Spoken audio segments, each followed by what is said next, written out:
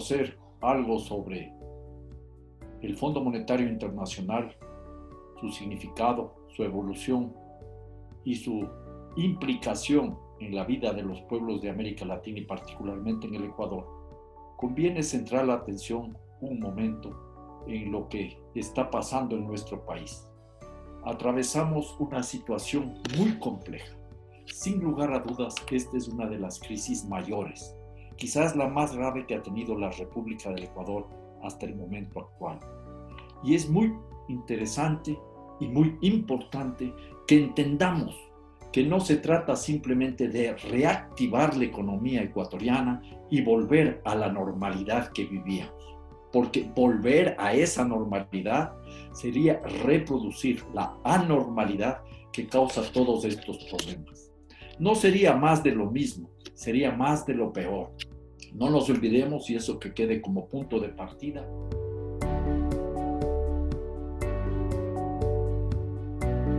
para tener una idea de la magnitud de la crisis, creo que nosotros deberíamos tener conciencia de la caída del Producto Interno Bruto que vivimos en el año 1999. Muchas de ustedes recordarán esa grave situación que atravesó el Ecuador allá cuando terminaba el siglo pasado y empezaba este. La caída de la economía ecuatoriana en 1999, como dice la CEPAL, la Comisión Económica para América Latina, un organismo de Naciones Unidas, cayó en ese año en 4.7%, negativo, menos 4.7%. Para este año, ese mismo organismo está estimando una caída del menos 9% y seguramente la crisis va a ser mayor de lo que estamos ahora avisorando. Es innegable entonces que Ecuador, América Latina y todos los países del mundo están enfrentando una prueba mayor y una economía que está sufriendo los embates de la globalización del capitalismo.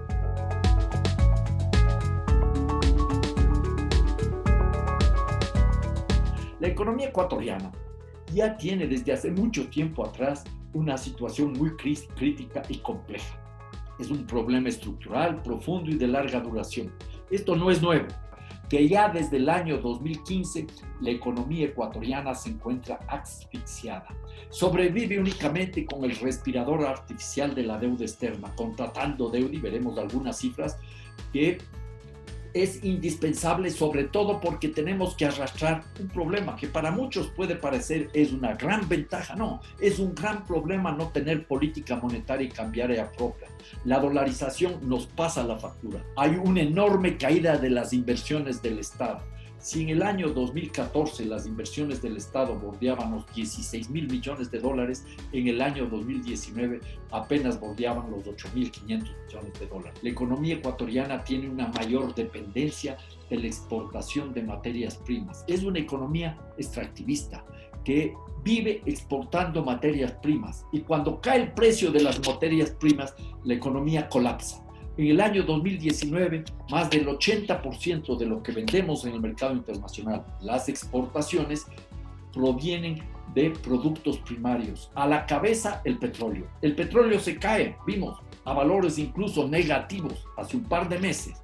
Y además se produce la rotura de los oleoductos y la economía ecuatoriana prácticamente colapsó. El Estado se quedó sin dinero y eso generó una serie de dificultades enormes. Se perdieron más del 30% de los ingresos petroleros presupuestados para el año 2020. Un pequeño detalle. En el 2014, casi la mitad de las personas que trabajaban en la población económicamente activa tenían un empleo adecuado. La proporción ya había caído a menos del 39% a fines del año 2019 y a junio de este año ya cayó a menos del 17%. Eso quiere decir que la cantidad de personas que no tienen un empleo adecuado bordeaba ya a fines del año pasado un 62%. Y en la actualidad eso representaba como 5 millones de personas. Y el desempleo abierto había llegado a fines del año pasado a 311,000 personas y en junio de este año llegó a más de 1 millón de personas. Ahora, en estos días, el gobierno ha presentado unas cifras que dice hay una recuperación, pero esa recuperación es ficticia. Lo que pasa es que ahora gente que tuvo que aceptar condiciones del trabajo cada vez menos remuneradas, menos estables, de mayor precarización, están apareciendo como que han conseguido empleo. Vamos a hablar de eso cuando consideremos rápidamente las medidas adoptadas por el gobierno. Luego hay otro problema. En medio de la crisis, como es obvio, la pobreza aumenta. Y ya había comenzado a aumentar la pobreza ya luego del año 2014, lo mencioné. Los ricos se siguieron enriqueciendo permanentemente, la pobreza comenzó a caer ya en el año 2014, que había llegado a un 22%, el año 2017, y había subido a un 25% en el año 2019, y se estima que este año va a terminar sobre el 35%. Hay datos que nos dicen que va a aumentar el número de pobres en el Ecuador en 1.5 millones, con un golpe muy duro, sobre todo a los sectores, por supuesto, populares y a los sectores campesinos e indígenas. El neoliberalismo, con políticas inspiradas en el Fondo Monetario Internacional, se convierten en una dupla mortal. El gobierno hace todos los esfuerzos posibles para atender las demandas de los acreedores de la deuda externa. Fondo Monetario Internacional, Banco Mundial, Banco Interamericano de Desarrollo, Corporación Andina de Fomento, los chinos que nos hemos olvidado, China que no nos impone condiciones de política económica, pero se lleva minerales, se lleva petróleo, consigue que se le entregue con construcción de obras públicas, y en ese contexto el gobierno del presidente Moreno ha hecho esfuerzos por consolidar su relación con el Fondo Monetario Internacional.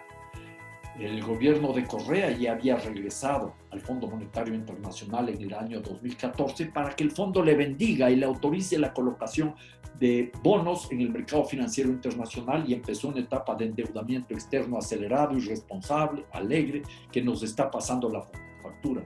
Y aquí sería bueno recordar muy rápidamente esas experiencias que ya tuvimos con las políticas fondomonetaristas. Entonces, el gobierno de Moreno planteó dos leyes: la Ley de Apoyo Humanitario COVID-19 y la Ley de Ordenamiento de las Finanzas Públicas, entre otras disposiciones.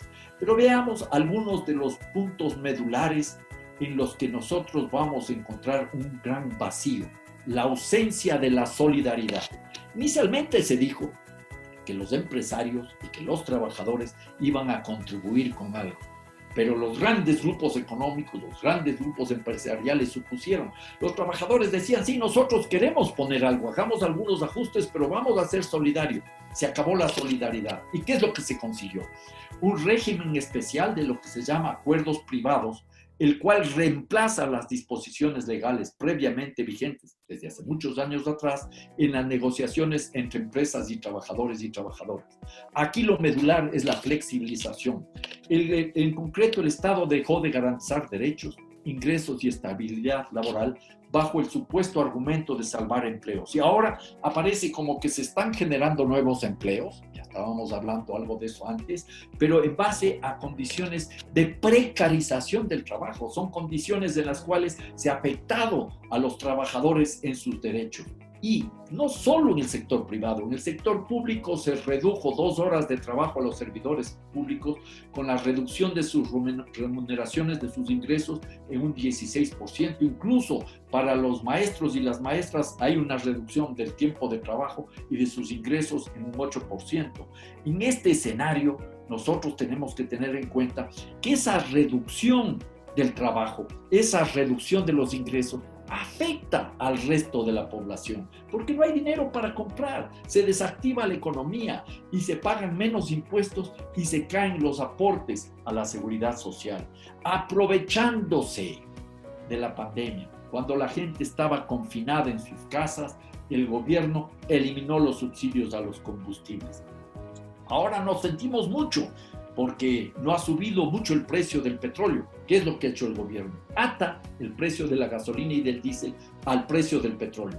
Mientras el precio está bajo, no vamos a ver alzas sustantivas, pero el precio va a subir y vamos a ver cómo comienza a incrementarse el precio de la gasolina y el diésel. Y además, el Fondo Monetario Internacional este rato está diciendo que hay que poner un impuesto del 12% a la gasolina, que ya paga impuesto al valor agregado. En ese escenario, además, en línea con las políticas desplegadas anteriormente especialmente en el gobierno de Rafael Correa, se alientan los extractivismos minero, petrolero y agroexportador, atropellando la Constitución y las leyes, atropellando a las comunidades, destrozando la naturaleza, estableciendo una vez más que el capital está sobre el ser humano y sobre la naturaleza. Algún día nos deberíamos reunir para conversar sobre lo que significa la minería, en términos constitucionales, en términos legales, se configura en enorme ilegalidad. No se cumple ni la Constitución ni las leyes. En términos sociales, provoca un enorme destrozo y un enorme empobrecimiento. En términos ecológicos, es una afectación sin parangón para la naturaleza. Y en términos económicos, es una verdadera estafa.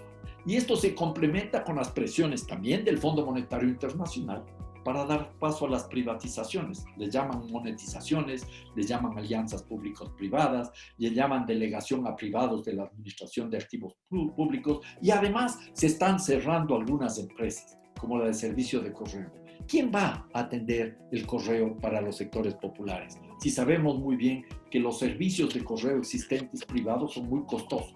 No era mejor fortalecer la empresa nacional de correos, pero en suma, esto se complica con el deseo de ir estableciendo nuevos tratados de libre comercio, como el que firmó ya Correa a fines del año 2016 con la Unión Europea. Moreno ya ha firmado uno con Chile y se apresta a dejar listo o firmar él, si puede, uno con los Estados Unidos. Y no nos olvidemos, los tratados de libre comercio no son libres. Los tratados de libre comercio no son solo de comercio. Y veamos los impactos que tienen estos tratados. Analicemos lo que está pasando en Colombia, aquí a la vuelta de la esquina. ¿Cómo ha afectado el Tratado de Libre Comercio, estos TLCs, a los campesinos, que son los primeros afectados, los primeros golpeados por este tipo de tratados de libre comercio? Y por supuesto, aquí podríamos hablar largamente de la deuda externa, pero el saldo de esta política económica del gobierno de Moreno es muy claro. Atarse al Fondo Monetario Internacional, que pide, ya mencioné hace un instante, por ejemplo, subir el impuesto a la gasolina, además que los precios van a incrementarse pronto, es muy claro.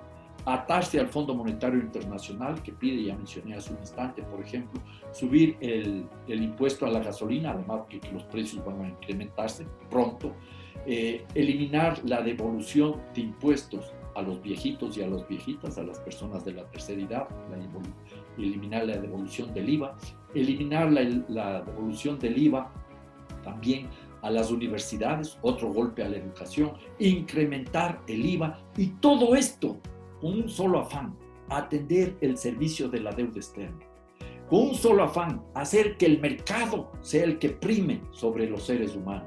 Con un solo afán: que los ecuatorianos seamos competitivos en la economía internacional. ¿En base a qué? A mano de obra barata, precarización laboral y naturaleza destrozada, exportando petróleo, minerales, productos agrícolas, casi siempre o siempre en base a una tremenda afectación a las comunidades y una gran destrucción de la naturaleza. A la postre, ¿qué es lo que vemos?